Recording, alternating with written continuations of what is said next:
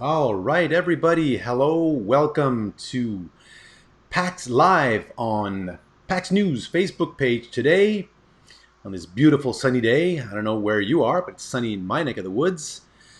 We're going to be discussing today back to business. What's next for travel agencies? Interesting topic, as we know, with COVID-19. It's been difficult times. Travel agents have not had it easy in the last couple of weeks, if not month. And so we'll be discussing today with a really great panel.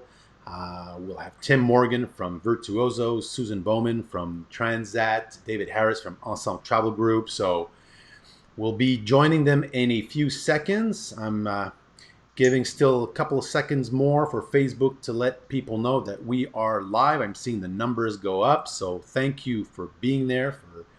And as always, we invite you to put in your comments, your questions, and as much as possible, I will try to get to them either throughout the conversation or at the end. We'll have a little bit of a Q&A session, depending on how interactive you folks want it to be. All right, so without further ado, I'm going to meet today's guest. So we've got Tim Morgan, General Manager, Canada at Virtuoso. How are you doing, Tim?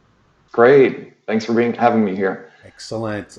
We also have Susan Bowman, Vice President, Marketing and Industry Relations for Transat Distribution Canada. Hello, Susan. Hello, good afternoon, everyone. Thank you for having me. All right. And also David Harris, who is CEO of the Ensemble Travel Group. Hello, David. Hello, Frederic. Thanks for organizing this. We're glad to have you all and to be discussing, of course, the situation, as we know, which is somewhat getting better. There's some signs. This morning we got the news that the U.S. border is going to be closed for another month, but many of us were sort of expecting that. But I guess it's also a matter of how do we deal with the situation. And I guess the first question I would have for you all is, before we get into, what's next, how has COVID-19 have had an effect on your brands? By now we're talking almost 3 months. So it's been difficult, no doubt. So I'd like to hear, perhaps we'll start with the ladies. So Susan, would like to hear from you how things have been at your end of the street there. Well, as you know, we're a mix across Canada of our company-owned stores, as well as we have members under their own brands and various brands. I would say that obviously it's been a difficult time, but never before has the value of a travel agent been so strong. We have had customers contact us far and wide that we may not have even heard from in some time. We may not have even had a booking with them. But at this juncture, they were seeking the professional advice of our network. Mm-hmm. I think it's our time to shine for sure. And so we need to stay strong and resilient. And across the country, everyone has kept staff on to make sure that every customer is looked after. So I would say our brands are probably stronger than ever. That's interesting. Tim, do we have similar insights, or is that also your view of things with Virtuoso? Yeah, we do have similar insights to what Susan was saying, actually. So what we've been saying, we've had a lot of time to have a lot of emotions over the last 3 months, but the main thing that travel advisors really thrive at is resiliency. You have to be really resilient to be in this business, as Susan mentioned. And with resilience, you have to have hope as well. So the one thing I would add on to what Susan is saying is that, our members and their advisors are anxious, but they're hopeful. Interesting. David, how about your insights with regards to the Ensemble Travel Group? Well, I think certainly what Susan and Tim have mentioned are extremely relevant, and I would echo those thoughts. I would add to that our teams have really, our teams and our members have really come together at this time. And this is much beyond a branded challenge. This is about let's call the industry a brand. And as much as we're all competitors, we are friendly competitors, and that will remain and that will survive. But what's imperative is that that advisors take this time to ensure that they're honing their skills and evaluating their relevance, but staying in touch with customers, all the things that we've heard of over the past few months, but really it's so important. It can't be overstated, the importance of everyone doing what they need to do to stay relevant and to stay in touch with their clients. Now, what's interesting is, and you said, I mean, it's been difficult times, and really the travel agents were the unsung heroes to some extent, trying, getting everyone back. If we're looking all the way back to March and April, and so there was a really good vibe going. But then there seems to have. Do you think there might be a long-term effect, or might be tarnished to some extent with that whole credit voucher? The I guess you could call it a controversy, the whole refund and throwback cashbacks. What's your opinion on that? Do you think by now, I think like the customers and the travel agencies are going to be moving on, and that there's more positive signs turning up, or do you think there might be a long-standing effect to that? And maybe I'll turn things around. I'll start with Tim on this one. Sure, thanks, Frederic. So I don't see, and we wouldn't say that there's a long-term impact negatively to travel advisors through all of the credit situation and whatnot. We actually see that a travel advisor has shown strength through all of that, because a travel advisor, one of their main functions is to be an advocate for their clients. They often act as a middle person between those people providing the travel and those travelers. And so that is what they do at heart, is what they do. And so those travel advisors who really take that advocacy seriously, meaning they have very strong relationships with their clients, and their clients likewise understand that role that they play, they will thrive because of this.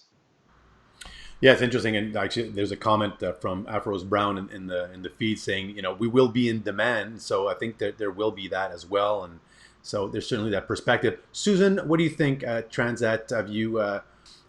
With this whole situation, you think it's actually something that might have a long-term effect, or on the contrary, you think that there might be some positive that comes out of this whole ordeal, if we want to call it that way? Yeah, I tend to agree with Tim. I think most clients know that this is a supplier decision, frankly, backed by the federal government as well as other institutions and bodies. So I think the travel advisor's role has been to give clients best advice and help them for what their future plans will be. So it's not always been difficult. I'm not trying to pretend that it has been. And certainly there are some clients we know that are not happy about it. But I do not believe this is going to stick on the travel professional as a fault of theirs. They are simply doing their jobs and giving best advice. David, agree, disagree? Totally agree, and I think it extends far beyond that of being, whether it's short term or long term. The reality of the challenge is that it's unprecedented. We just don't have the answers, nor do our suppliers. Whether it's a future travel credit, or how soon does an airline recommence operations, and to what extent do they resume operations? Similarly for cruise lines, tour operators, and hotels. It's just simply stated, it's impossible to know what the correct answer is for much of this. However, it is encouraging to know and to read and to see, what was mentioned earlier is just the resilience of the advisor, but also the resilience of our supplier partners as well, because we can't forget that while it's easy to think of ourselves first and foremost, these companies, these very large companies, are dealing with struggles that are unbelievable. And while, a lot of the frustration of our advisors has been in dealing with consumers and how we share the news that supplier X terms and conditions are different than supplier Y terms and conditions. That's just reality. That's capitalism. That's what we stand for. And so, to be critical of it, it's frustrating. I know that our clients don't understand that or don't accept that. And so what it really boils down to, sorry for being so long-winded here, but really what it does boil down to is our advisors being able to communicate with clarity and with the support that they need to ensure that the right message is being conveyed. Well, and that's the thing, right? Because with everything that's been happening, with the cancellations and everything, then there's no commissions, and that's, for many of the travel agents, that's how they get really how they get paid. So some are actually arguing that this whole COVID-19 situation is perhaps a golden opportunity to see a generalization of service fees. And actually, there was a question here, I think, from Larry Neron in the feed saying, maybe this is a great time to introduce fees for professional services. In some cases, it might be introducing. In other instances, it might be already something you're doing. So I'd like to hear all of you three on sort of where do you stand with service fees? Is it something you're already doing, or that's being generalized, or that you will be introducing? And perhaps this one, I'll start with David for this first one. Yep. Well, having been on the agency side for over 30 years, and having lived through, and you can tell by the gray in my hair, I wasn't going to bring up hair, but hair is in the name Harris, and I just, people are saying they've never seen the curls before. So, look, service fees are something, or professional fees, as I prefer to call them, were largely implemented around 1997. And while there are many agencies that still do not have formal fee structures, and there are good reasons for that, I understand it, a competitive environment, depending on what the niche of a particular agency may be, they may or may not decide to implement fees. But certainly this is one of those times when those who have implemented the fees do have a significant leg up. And I have always believed that you can't give away your product. I know nobody's arguing with this. And I hope that those who have not been, who've chosen to not charge fees for whatever the competitive reason, I would hope that they strongly consider it. It's just not viable when we're making, in some instances as little as 5%, or I mean, let's look at some corporate agencies selling an international airfare and in some instances earning nothing. Of course, that's most likely a corporate travel environment, and they probably have some kind of a fee structure in place. But even on the leisure side, why are we underselling ourselves? Why aren't we earning 15 to 20% on everything that we sell? I don't think the banks balk at what their ROI is on their annual returns and their profit and loss for every quarter. So it's overdue, and anyone who has not implemented fees, they should be taking this time to look very carefully at that. Yeah, it's interesting. Tim, what's you seem to be nodding, so you're probably in agreement. Yeah, nodding profusely. Absolutely agree with David on this, and I'll maybe take a bit of a even stronger stance on it and say that to be a travel advisor is to be a professional, and to have a professional service or to offer a professional service, you need to be compensated as such. And so I would suggest that you should absolutely, a travel advisor should be charging fees in some way. It could be a pay-per-trip model. It could be a monthly model, more of, if you're doing more of a concierge type model or a membership model. But there should always be a fee associated with the professional service that you're providing. Well, it's pretty much expected, right? Whenever you deal with a lawyer or with an accountant, I mean, there's always fees involved. Why is it that with travel advisors, it's it needs to be out there, right? People will know that. And I suspect, Susan, you'd have a similar stance over at Transat. Yes, at TDC, we in our corporate stores, we definitely charge service fees, and we're proud of it. And we encourage our membership to do the same thing.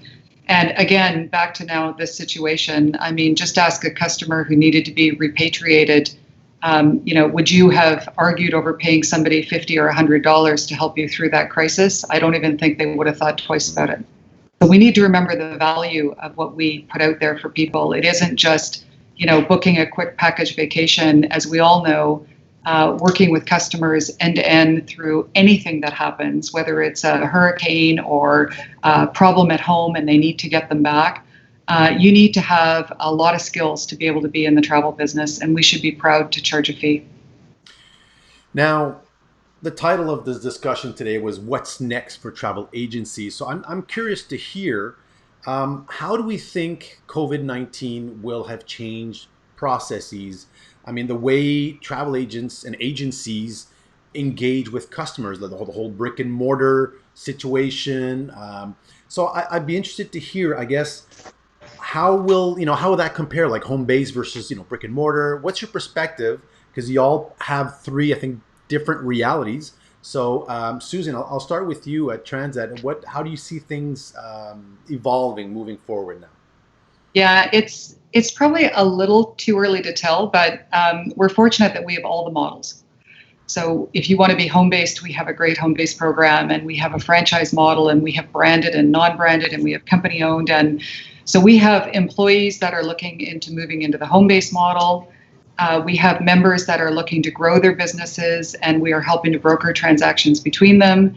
And we have people who are looking to take down bricks and mortar and go into the IC model. And I think it will evolve. And I think what happens whenever you take a pause like this in your career, whether it's I'm taking an extended vacation or I'm changing careers, you kind of sit back and look at everything and say, is that still the right model for my business and for my needs? And I think that is what a lot of people are considering. What we hope is that a lot of people don't choose to leave the business, because we think the business is going to come back very, very strong. People had their bucket list, they just have less time to do it in. So I think travel will come back. It's going to take a little bit of time, and we hope that the travel industry stays strong to be there. So again, we go back to that resilient. Let's hope that they're resilient and find the right model for them for the future. But do we think's changing a bit? David, Tim, I'm curious to hear. Maybe I'll go with you, Tim. We're all zoomed out and Skyped out of all these different technologies. But I mean, is this something that might actually come into play and that will be integrated in how we do things moving forward? Because there's that whole brick and mortar versus home base, but also will processes, the way we engage with potential customers. Is that something you might be seeing in Virtuoso? Yeah, and I'll plus and agree with everything that Susan said to begin with. We have members that cover every single business model type, and there are pros and cons to each. And I agree with Susan that at any time like this, it's important for everyone to take a step back and really think about how they're going to operate their business going forward. That being said, though, I'll put on my independent consultant hat for a minute, my home-based hat for a minute, because I was with an organization that specialized in that for 12 years. Just to say that from the independent consultant or home-based standpoint, they operate like this normally. There are a lot of independent consultants who have never met a lot of their clients because they only deal with them digitally. So there won't be that much difference for them or change in how they work with their clients. But some of those best practices will absolutely be put into place in some of the other models that are out there. That's interesting. And David, what is your perspective on that over at the Ensemble Travel Group, how things might change in this? I wouldn't say post COVID-19 because we're still in it, but I guess moving as we emerge from confinement, perhaps we can put it that way. It's a word I love to overuse, and that is refinements. And I think that that so many of our advisors and member agencies have to be looking at things that they can do to enhance the experience for the consumer. And to your point, Frederic, certainly, I think that Zoom calls, Skype calls, GoToMeeting calls, whatever video conferencing system is in use will become, I can go back far enough to say that I remember when faxes were first it was phone calls, then it was faxes, then of course it became email. But I think this is the next evolution of how we communicate with our customers, and they want that, they're expecting that, and similarly, to be able to screen share and to do those things from the comfort of one's home, while many will argue that it doesn't replace the personal interaction. I think this is a pretty good close second. And I do think as well that there's going to be a lot more focus, and I say this one a little more skeptically. There's going to be a lot more focus on the terms and conditions around different bookings. There's going to be more time and effort spent on this just based on what's happened over the past few months. And that's not a slight to any one of our suppliers or the verticals in which they operate, because honestly, I think every one of them has done an amazing job there, maybe with the exception of a handful that are, less than, let's call it, compliant with what others in their space are doing. But that's where I think a lot of our advisors' focus is going to be forward moving. Yeah, no, definitely. And it's interesting because I'm at the same time, I'm trying to look into some of the comments that are made. And there's one that was, I think, probably following on the comment made by Susan earlier, that we hope that, everyone stays in the business. And Tanya, says, I've been hearing about a number of very talented individuals leaving the business at this juncture. While sad, this time can also be an opportunity for those who remain. So what do you think? Do we actually, and I'd like to hear, I don't know if there's anyone who wants to bounce on this too. Is this an opportunity that also, with any crisis, right, they say there's opportunities, that there might be some, maybe parts that will be going away and others that it'll allow them to shine? Tim, maybe you want to comment on that?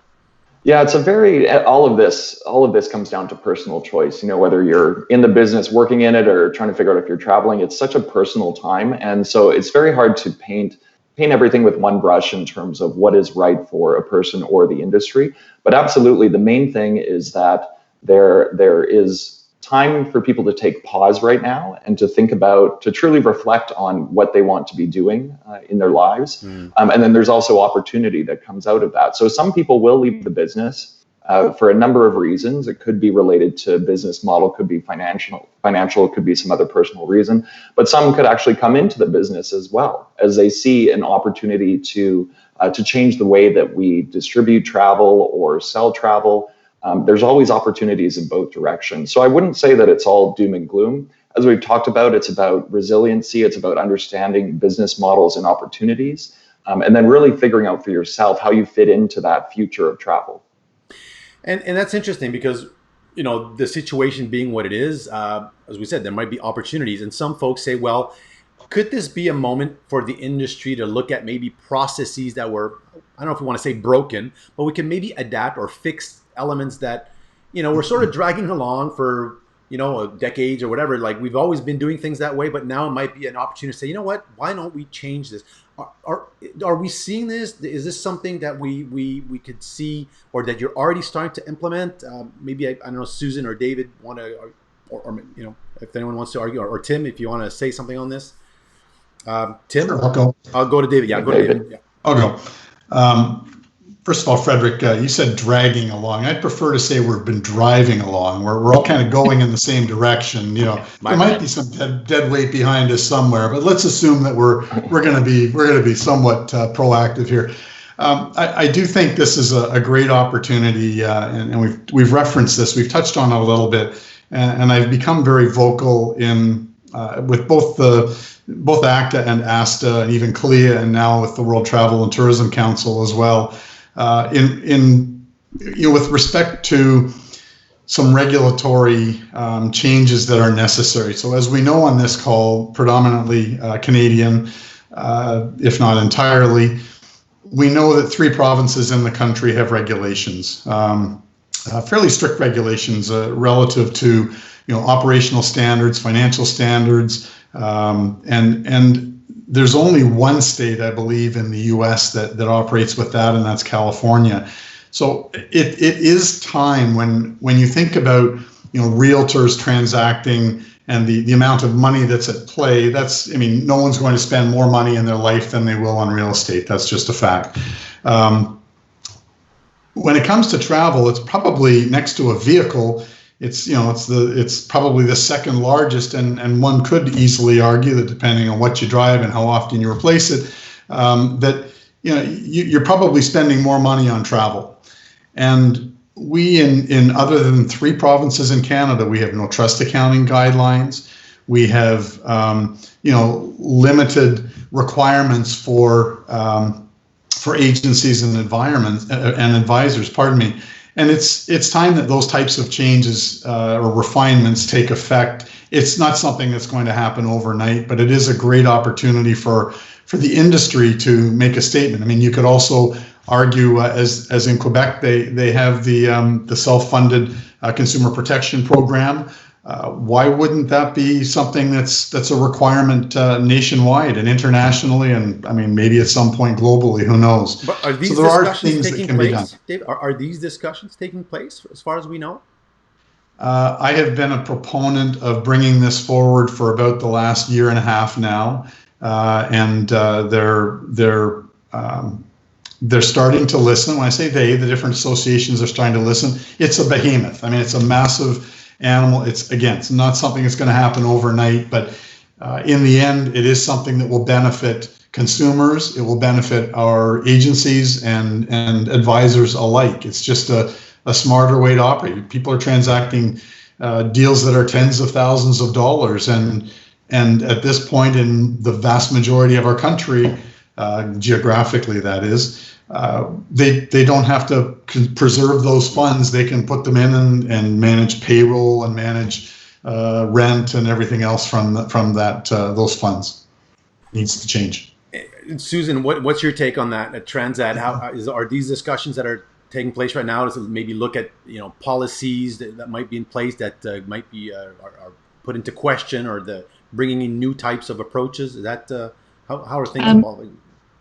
Well, definitely new types of approaches. I mean, we all are working virtually now. I mean, that's a bit of a shock when all of us went to the office every day, and our network went to their offices, the majority of them. And all of a sudden now, here we are. And we met with our network continually because we're a family and we love each other and we get together often.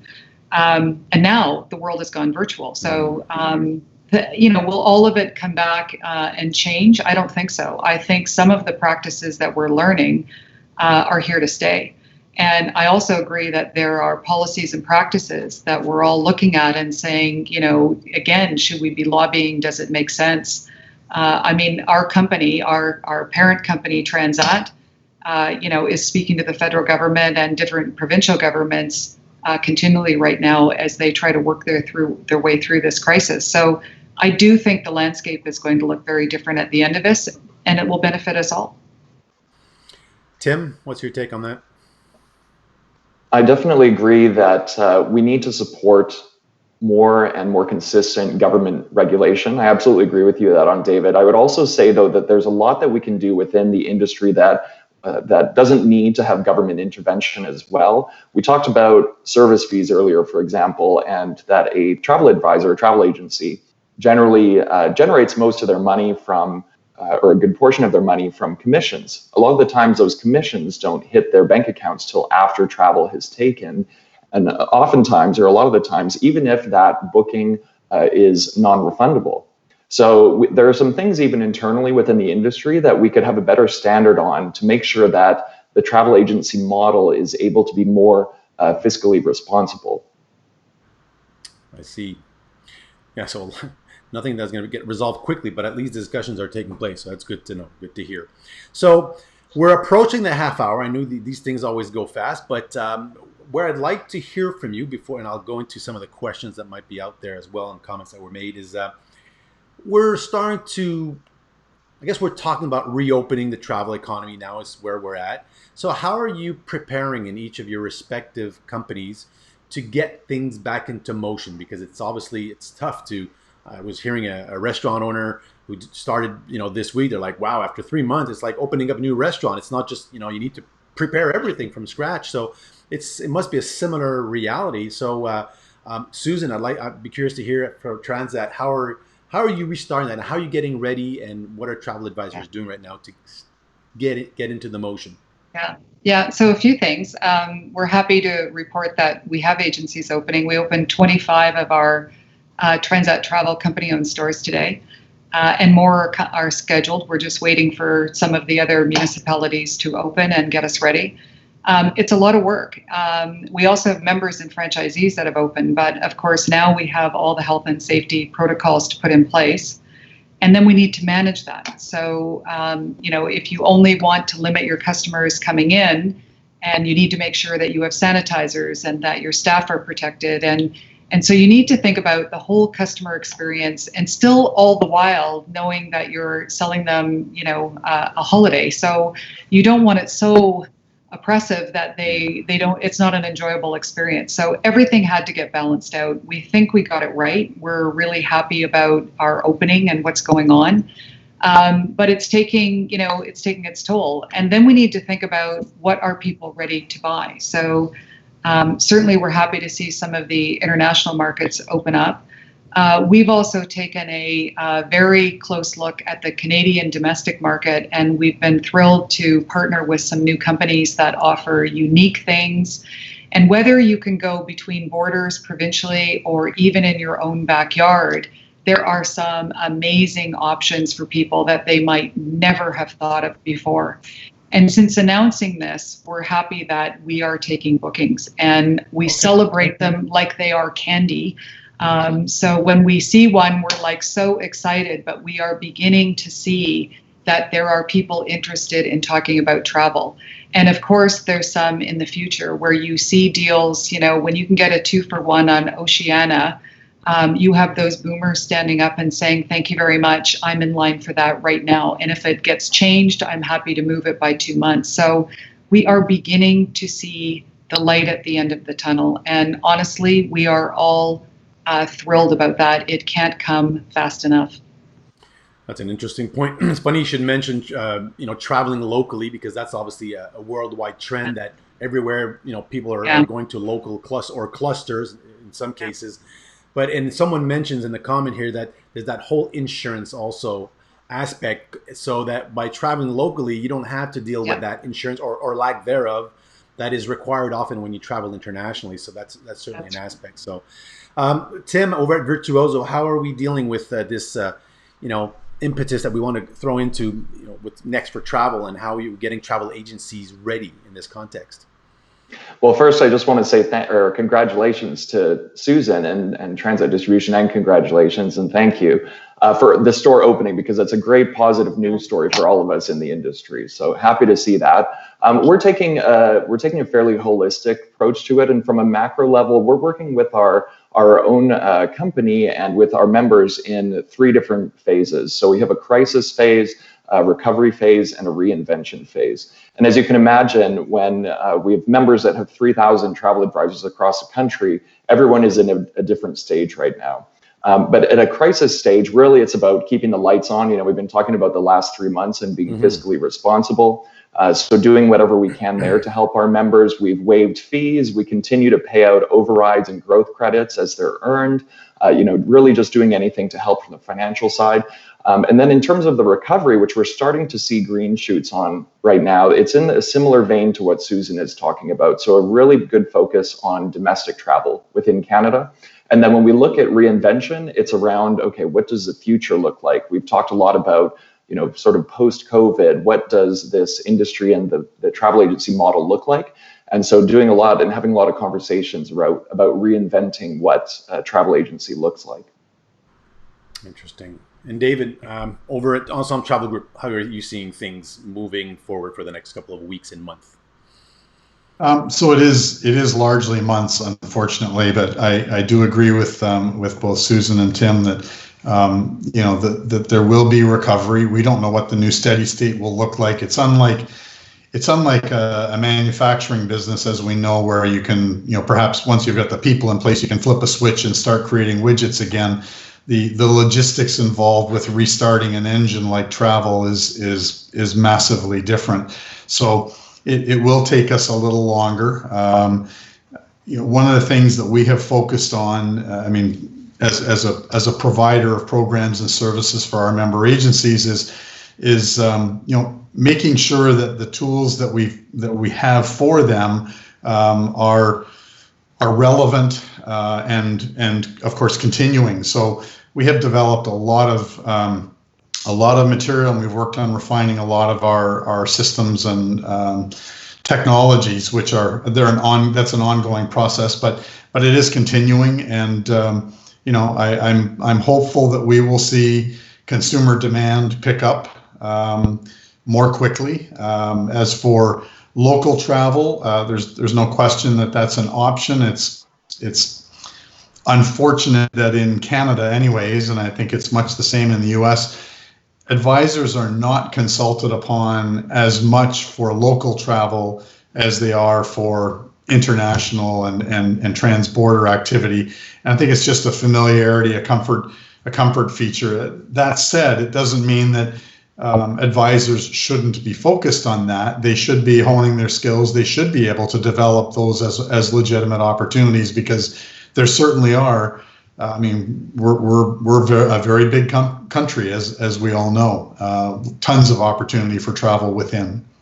Yeah, and it can't be easy. I think Susan was mentioning earlier, making sure the implementation of safety guidelines and I mean, just here I'm based in the province of Quebec, and I mean, we're receiving, messages that seem to be contradictory from one day to the next. I can just imagine Yep. when you're working on a national scale, how do you cope with the Ontario guidelines and the Quebec Yep. ones and the Saskatchewan Yeah. and the Maritimes? So it's certainly, so I just like to go around and have one last words with you, because we're already well into the 35 minutes, and I'm seeing a lot of comments and questions, but a lot of them are related to specific cases.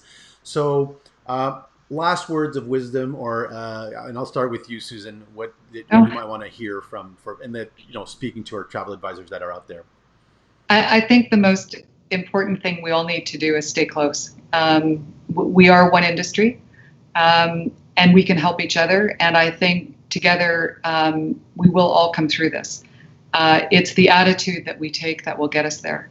And I think consumers are going to be ready to travel again, not immediately necessarily, not like they did before. However, the love for travel has never, ever been more profound. I look at articles being put out by Bruce Poon-Tip when he says we must lead this. We must be the first on the airplanes. We must be the advocate. Mm. And I applaud him when he says that, because I believe that that is our role. So I said it earlier, it is our time to shine as travel professionals, and we need to hold our head ups and do that. Well said. David, last comments? I completely agree, Susan. Extremely well said, as usual. And we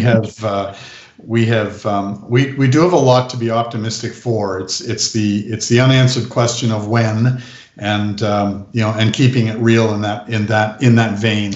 But I do think that if we promote, and when I say we, all of us unbranded, whether you're an advisor, whether you're an agency, whether you're a supplier in any vertical, we need to get to market. We need to let consumers know what the future of travel looks like. And we may not have answers to this, but at least to engage in the dialogue and to be proactive in communicating with the customer base. That's the only way we're going to ensure that we have the long-standing relationships that have been developed over so many years. Hear, hear. And Tim, last words. I absolutely agree with everything that Susan and David have said, of course, and I'll just add on that I just want to reiterate that we are all in this together. As far as from the advisor standpoint, just have hope, remain resilient, and when you're dealing with your consumers or your clients, just help them dream still. They want to dream, they want to travel again, so just help them do that.